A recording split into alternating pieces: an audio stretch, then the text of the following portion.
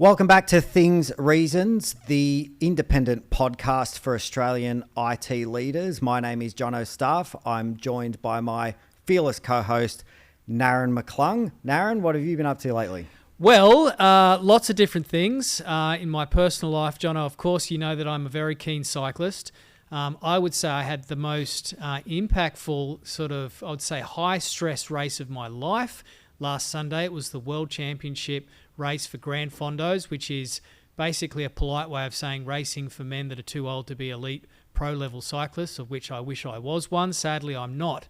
I'm in the 45 to 50-year-old age bracket, and I got to race against 176 competitors from all around the world on a course in beautiful Lawn, Victoria, that finished with 50 kilometres of racing along the Great Ocean Road that I have to assume just over my right shoulder was beautiful scenery, none of which I saw because I was racing my heart out. And so I did that, and it was a momentous situation for me. And I had a good time doing it. It was a lot of hard work, but it was wild, and I thoroughly enjoyed it. That's huge, mate. I know you've been training for that like a monk. For about a year. Yeah. How did you fare?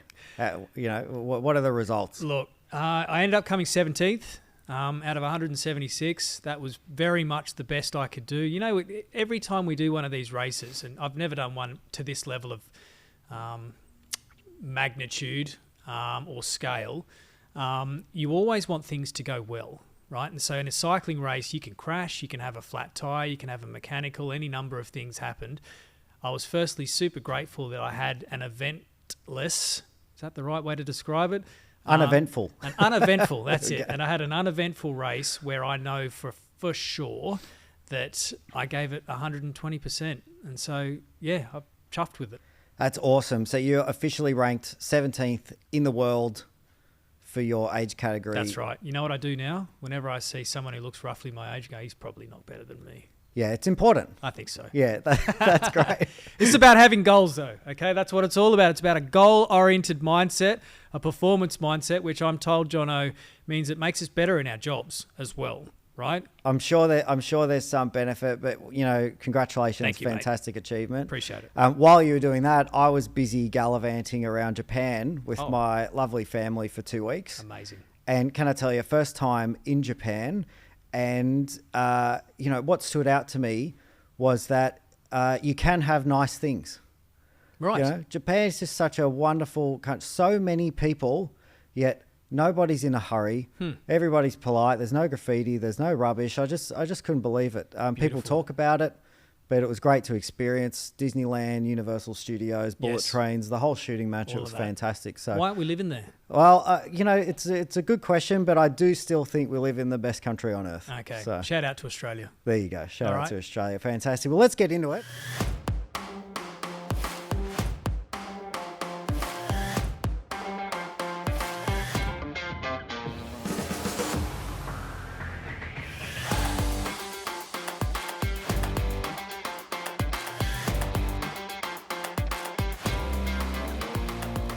Fantastic. Well, let's get into it. Let's go. We've got a new segment today. We do. I think we've borrowed the title from one of our favourite shows. Some of the fans of the show might know. So what's the name of this segment? This is What Grinds Our Gears. Shout out to Peter Griffin from Family Guy. We have things that grind our gears, and maybe it grinds the gears of our audience as well. Yeah, why not? Let's put it out there. There's a few topical things going on lately. Yes. We have feelings about these things. Yes. We have questions. We have questions. I don't really think we got the answers. We don't. But we're gonna talk about it. We are seeking feedback as well. So as we rant, as we grind these gears, we will encourage our audience to reach out to us and tell us how you feel. Tell us whether you can relate. Did we miss anything? Was it a balanced opinion? Should we offer one? Which we're going to. I think we need to be sense checked on this. I think so, but we have opinions, and we're gonna say them because this is an independent show. We can say whatever we want.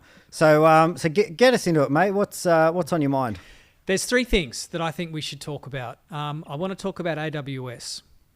Now, AWS have obviously been in the press lately with a major global outage. These things do happen, right? So nobody's pointing fingers per se. We know that CrowdStrike had a bit of an epic fail not that long ago as well. But it's not so much the outage that I want to talk about. We're going to talk about spend We'll talk about fiscal responsibility and things of that nature. We'll talk about our own government and expenditure on AWS. That's one thing. Second thing I think we should talk about is the Commonwealth Bank. And Commonwealth Bank in relation to their recent epic fail and the optics that they endured to do with generative AI. And there was a whole saga there that I think is worth talking about. It's the one thing that I think every business and perhaps agency is aware of and conscious of, and that is the AI going to take our jobs? So let's talk about Commonwealth Bank's approach to that and how we feel about that and whether those gears were in fact ground as a result of that. And I think the final thing we should cover off is more generally AI adoption, return on investment. We have covered this in the past. It's an evolving story, and I think we can link that back to the other topics as well. 3 things. Great. So AWS, I think, and maybe some of our audience are rolling their eyes because you're the famous Azure guy, but, doesn't mean I'm not objective. Yeah, that's right. AWS and then by extension, like hyperscale and SaaS. Sure. Where are we going with this? Well, what's of interest to me specifically is, for those of our audience who are familiar with it, some of them may be, the whole of government AWS deal. Yeah.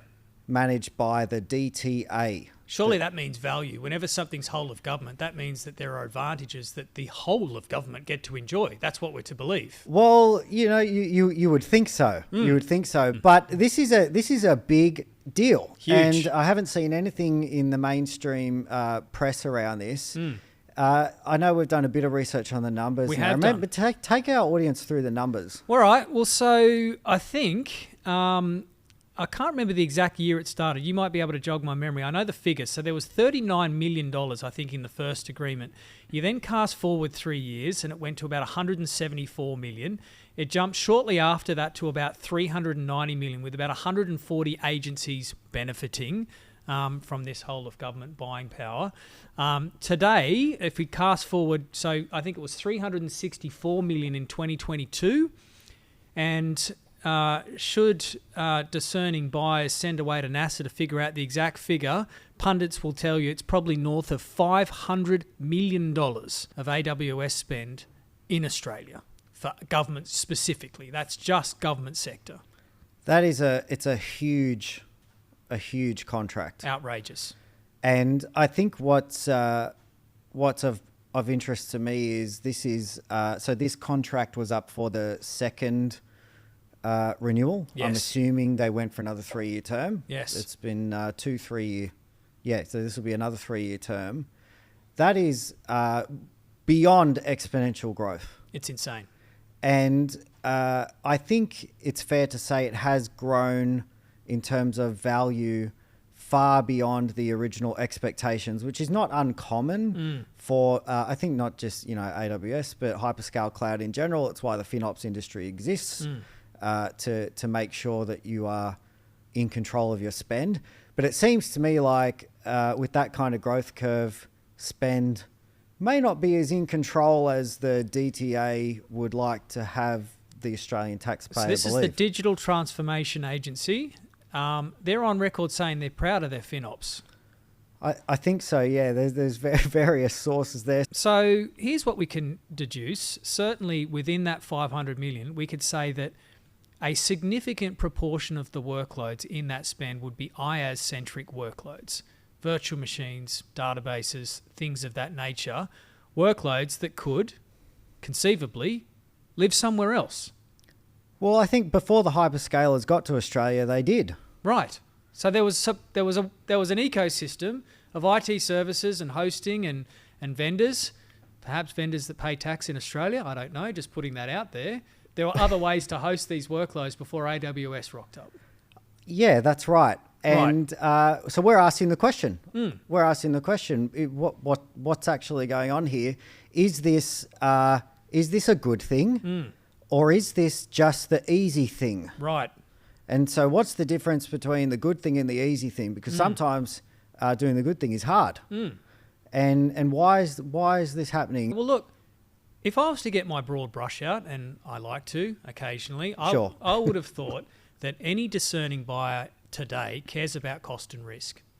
Any buyer. right? So any buyer should want their money to go as far as possible, and they should care about risk in this world of cyber threats and all the rest of it. It wasn't that long ago that cyber was the number one interest in Australia before generative AI came along and piqued people's interests. And so cost and risk is supposed to be a thing. So I'm asking an open question, particularly with what feels like unbridled runaway AWS spend, possibly for convenience, don't know, posing that as a question. Do our government agencies care about spend? I hope so. Right. I hope so. I'm a taxpayer. Jono? I hope so. I think as professionals in this space, I think people are trying to do their best. It is a difficult problem to keep on top of. Hyperscale spend is a difficult problem. Right. It requires expertise and effort and doing what is sometimes the hard thing. Yes. Not the easy thing. And I would hope so. All right. So clearly, I think there's some questions that could be asked and answered in this space. So I would encourage our audience to reach out and just give us an opinion on this. Whether you're an AWS fanboy or not, all good. Just feels like a lot of money, a lot of spend, and I wonder, whether we're seeing discerning spending going on there, or whether, to your point, maybe it's just easy and therefore that makes it right. I don't know. I know the last time we interacted with a government agency, has service improved? Good question. Good question. All right. Okay. Now, that links us into our next conversation around the Commonwealth Bank. So the Commonwealth Bank has been in the press recently. Jono, what went on there? Well, from what I can tell, what went on there is Commonwealth Bank made a huge mistake. Yep. And I would preface this conversation with great power comes great responsibility. Yes. AI is powerful technology, and you've got a responsibility, I think, to deploy it into your business and change the way that people work in an ethical and responsible way. Yep. And I think Commbank found that out the hard way. Some mistakes were made, and fortunately they were called on it.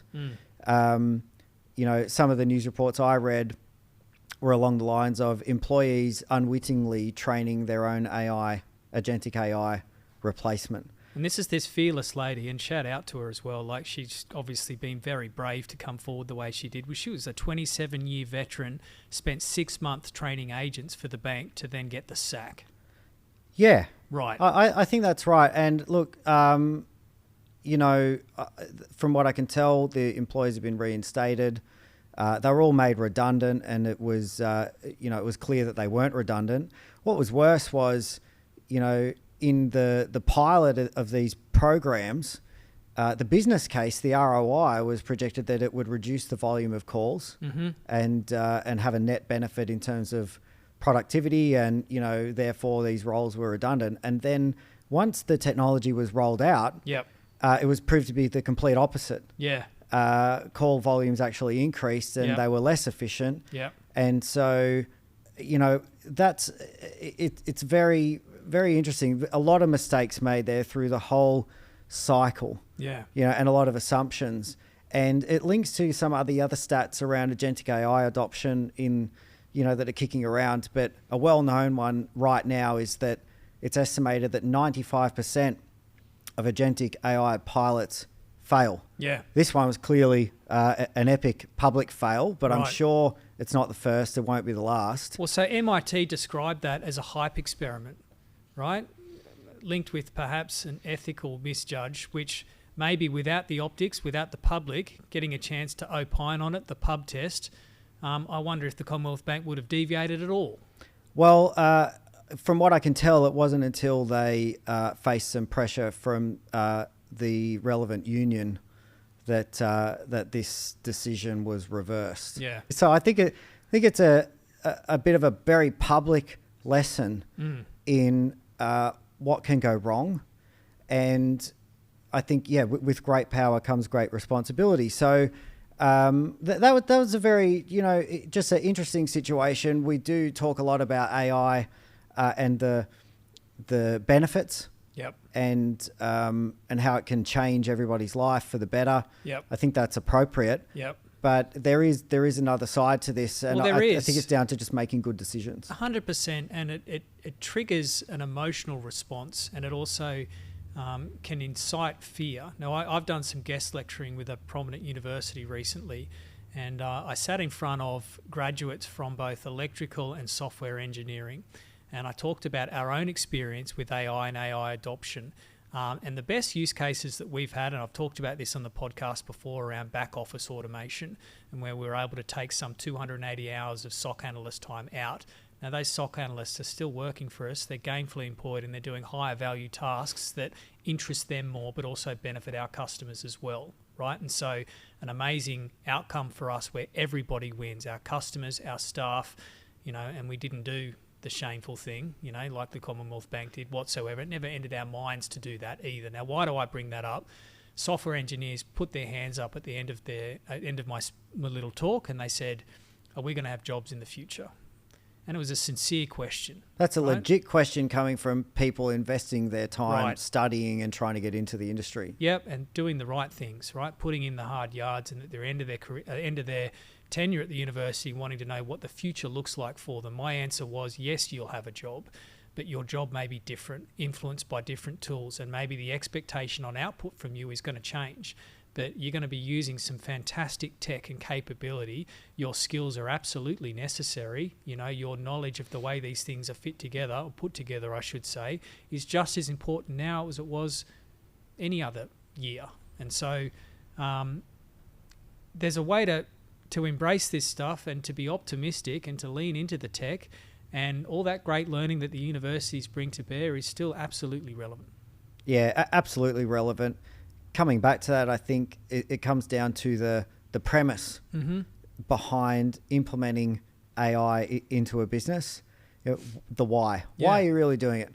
Yeah. Are you doing it just to cut costs and dressing it up as something else? Yep. Are you doing it to actually improve your customer experience and improve your business?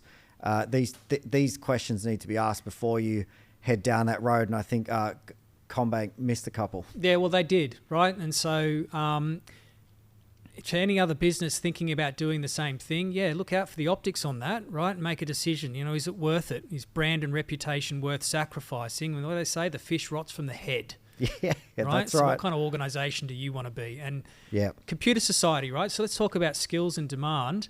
Apparently, Australia is going to be about 1.3 million tech professionals short by 2030. So if we go back to the MIT study, it was the AI survivability matrix. This is a fantastic little write-up by MIT, which I really liked. And it said that vendor-led projects, and we've talked about this before, are 2 times more likely to succeed than internal. I wonder how internal projects are even going to get off the ground if there's such a gap and lack of resource going forward with skills. I think this is only going to help to serve to compound what might be an inflated market expectation. And a good friend of mine sent me a stat the other day. Apparently 80% of all gains in US stocks in 2025 were to do with AI. 80% of stock gains. I think some people are calling it a bubble. Yes. What does that mean? So there's been a few articles that I've noticed recently kicking around, just talking about that space in general having Ponzi vibes. Yeah. And look, it's not a Ponzi scheme by technical definition, but I think there is some high risk, flags in terms of the speculation around the value of this space. Yeah. I think it is ahead of real demand and real revenue coming from paying customers. That's for sure. So it's propped up, like a lot of markets by other capital. Yes. So that's interesting. What does that mean for consumers? I think it just means be careful about how much you pay for this stuff. Yes. And where you deploy it. Yes. Have a good premise, understand your why, what you're trying to achieve for your business, keep an eye on your costs, and be discerning about what tech you choose and what partner you trust. I think that's really important. I think so too. For people thinking about investing, I can't give investor advice. No, we can't. Not qualified for that, but it is interesting. Well, I think do your research. I think that the market is expecting the next industrial age. Now, you and I can sit here and say that there are gains. There is return on investment. We've both got examples within our own businesses where we've seen return on investment. Absolutely. So there's no question about that. I know that our costs were considerably smaller than what the market would need in order to prop up the investment. You know, if I've talked about this before within our own security business, we're not spending much on the technology at all to get absolutely astonishing returns. Yep. If every example was like mine, well, then I think there's many investors out there that have spent too much money, but they're spending it primarily on this hope of artificial general intelligence. And are we actually getting closer to it? Now, I wonder what's going to happen first. Well, firstly, actually, the question is a binary question. Will we land there at all? Some may argue we've got domain-specific AGI right now, right? Do we, right? Or do we have statistically relevant answers that would make us think that we do? Like, what would be anyone's definition of AGI? You know, we joked about that with Stephen Worrell. Somebody's got a definition of it. I don't know, but I wonder whether it's diminishing returns now.